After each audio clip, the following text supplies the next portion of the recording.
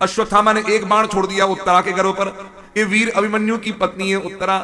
आज गर्भ में कौन है? भागवत के प्रधान श्रोता राजा परीक्षित जी महाराज गर्भ में विद्यमान है। जो बाण लगाए भूमि पर गिरती है, उठती है, आज रुदन करती है। भगवान श्री कृष्ण का इसने स्मरण किया, बोले पाहि पाहि महायोगिन देव देव जगतपते नान्यम तद्भयम पश्ये यत्र मृत्यु परस्परम। जो आज स्मरण किया है, भगवान आए, बेटी कोई कष्ट है? बोले अग्नि लग रही है बेटी।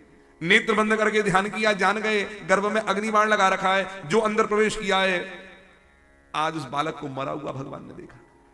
बालक मर गया था। भगवान ने तुरंत, मेरे रहते अनर्थ ये हो जाए। आज भगवान ने अपनी अमृतमयी दृष्टि से उस बालक को देखा है। दिल धड़कन आरंभ हो गई है और नेत्र खोल लिए गर्भ में ही। जो नेत्र खोले हैं, आज पहली बार है चतुर्भुज भगवान नारायण का इसने दर्शन किया है। बोलिए श्री कृष्णचंद्र भगवान की। और महाराज जो दर्शन किया, भगवान ने माथे पर हाथ रखा, बोले चिंता मत कर, तेरी रक्षा मैं करूंगा। माथे पर हाथ रखकर अपनी गदा को लेकर घुमाया है। भ्रामयंतम गदामु, जो घुमाया है, अग्नि तत्व शांत हुआ है। निकल करके बाहर आए भगवान। बोले पुत्री अब कैसा लग रहा है? बोले अभी शांति मिल रही, अभी ठीक हो।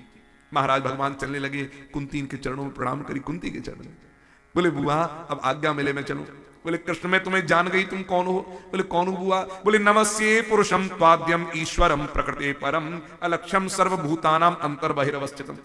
हे कृष्ण, प्रकृति से परे जो परमात्मा पुरुष हैं वो आप ही हो और कोई नहीं है। और महाराज अगर अंतर्दृष्टि से देखें तो भीतर भी तुम ही हो और बाहर भी तुम ही हो, तुमसे परे संसार में कोई नहीं है। बोले कृष्ण मैं एक बात कह दूं। बोले कैसे? तुम्हारी माया के कारण संसार में लोग तुम्हें पहचान नहीं पाते, लेकिन बुआ तू कैसे पहचान गई ये बता। बोले कृष्ण बात ऐसी है, जादूगर की जादूगरी हर कोई पहचान नहीं सकता। जादूगर ऐसी जादूगरी करता है, सबकी नजर बंद कर देता है, लेकिन एक ऐसा होता है जो जादूगर की जादूगरी में नहीं फंसता। बोले वो कौन होता है? वो जादूगर का जमूरा होता है। जमूरा जानते हो? असिस्टेंट। जादूगर का जो असिस्टेंट होता है, जादूगर तो महाराज गर्दन काट के दिखा देवे, जमीन से उड़ा करके दिखा देवे, जमूरा सब जानता है कि क्या लीला है जादूगर की। ऐसे ही जो आपका असिस्टेंट बन जाता है, जो आपकी शरण हो जाता है, जो आपका भक्त हो जाता है, हे प्रभु आपकी माया उसका कुछ नहीं बिगाड़ पाती। पूरे नलक्षसे मूढ़ दृशा नटो नाट्य धरो यथा माया जवन का छन्न मज्ञाधोक्ष जमव्ययम्। आपकी माया ऐसी है, लेकिन आपकी कृपा उस माया को हटा करके रख देती है। महाराज कृष्ण तुम हो तो देवकी के पुत्र, लेकिन एक बात तुमसे कह दूं, देवकी से ज्यादा भाग्यशाली नहीं मैं हूं। क्यों? देवकी के एक एक पुत्र कंस ने मार दिए, तुम रक्षा करने नहीं आए। मेरे बच्चों पर कभी भी कष्ट आया है तो नंगे पांव दौड़ करके रक्षा करने आए हो कृष्ण, इसलिए देवकी से ज्यादा भाग्यशाली नहीं मैं हूं। बोले यथा ऋषिकेश खलेन देवकी कंसेन रुद्धाति चिरम शुचार पिता विमोचिता हम च सहात्मजा विभो त्वयैव नाथेन मुहुर विपद्गण। कृष्ण विष के लड्डू दिए थे भीम को, हाँ, और नदी में फेंक दिया था, तुमने रक्षा करी थी उसकी। बोले महाराज आपको बताओ, भीम को नागलोक में पहुंच गए।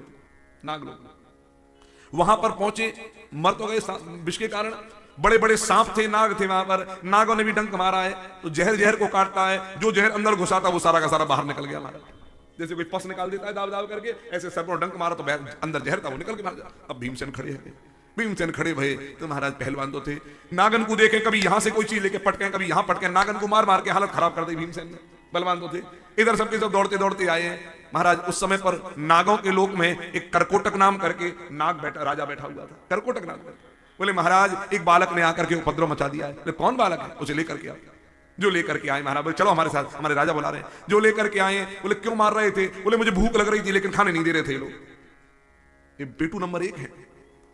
बोले एक बात बताओ तुम यहाँ कैसे? बोले महाराज इसके शरीर में जहर था, हमने डंक मारा, जहर निकल करके बाहर हो गया, इसलिए बालक खड़ा हो गया। बोले पुत्र तुम कौन हो, किसके बच्चे हो? बोले मैं महाराज पांडु का पुत्र हूं, मेरा नाम भीम है। महाराज सुन करके बड़े प्रसन्न हुए।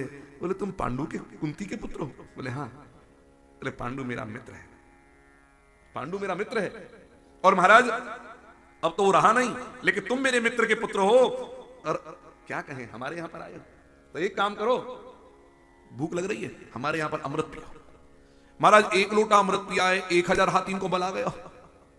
2 लोटा पिए 2000 हाथीन को बल, 10 पिए लोटा हमारा 10,000 हाथीन को बल आ गया। भीम ने कहा पेट भर गया, मुझे गाढ़ा गाढ़ा अमृत है महाराज, पेट तो भर ही जाएगा, 1 लोटा में पेट भर जाए, तू 10 लोटा पी गए महाराज।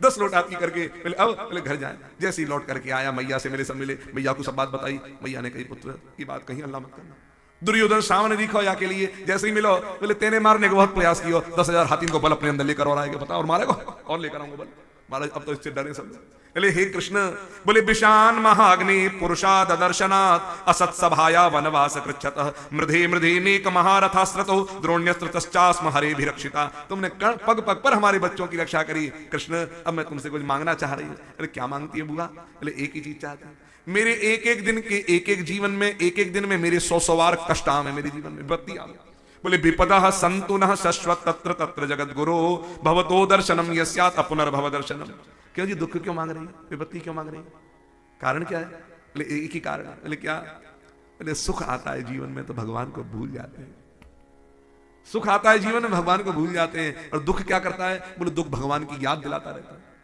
आपको बता बोले सुख के माथे सिल पड़े जो कृष्ण नाम बिसराए अरे बलिहारी वा दुख की जो पल पल कृष्ण रटाए तो दुख बढ़िया है जो पल पल तुम्हें कृष्ण की याद तो दिलाता है ऐसा दुख बढ़िया जो भगवान अच्छा ऐसा सोना किस काम का जो कान काट दे नाक काट दे ऐसा सोना